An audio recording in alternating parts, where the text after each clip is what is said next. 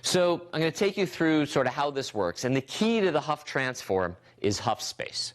Here we have a line in image space. And you all remember the very first equation you saw of a line somewhere in Mrs. Thompson's or Mrs. McGillicuddy's or whoever your Mrs. Mine was Mr. Zebro, actually. He was also the football coach. I learned algebra from the football coach in junior high school, which is a very strange thing.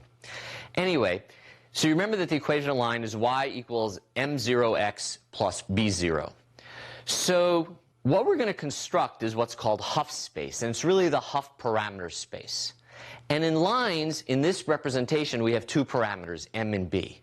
So for this line, y equals m0x plus b0, that's represented at a location in the Hough space at m0, b0. So there it is. There's the point in Hough space.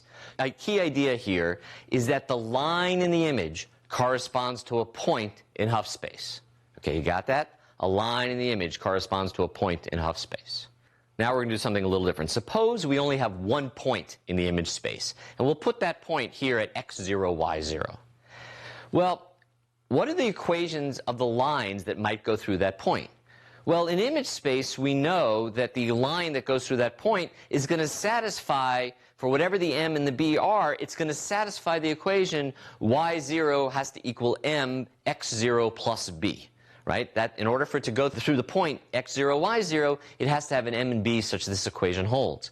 Well, with some very simple algebraic rearrangement, that becomes b is equal to minus x0m plus y0.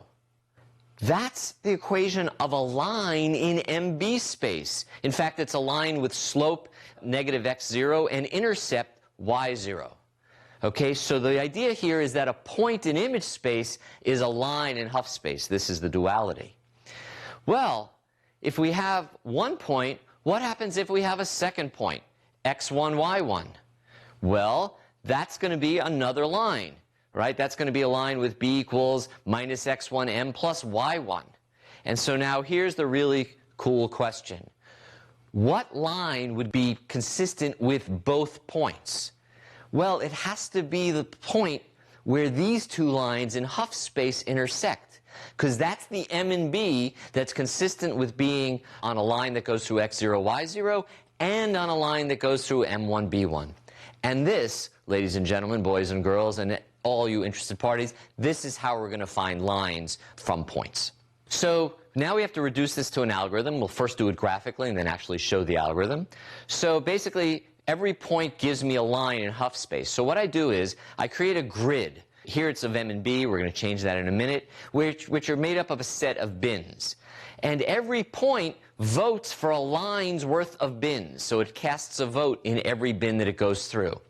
You collect up all the votes, and after every point has voted, and whichever bin has the most votes, that's your line.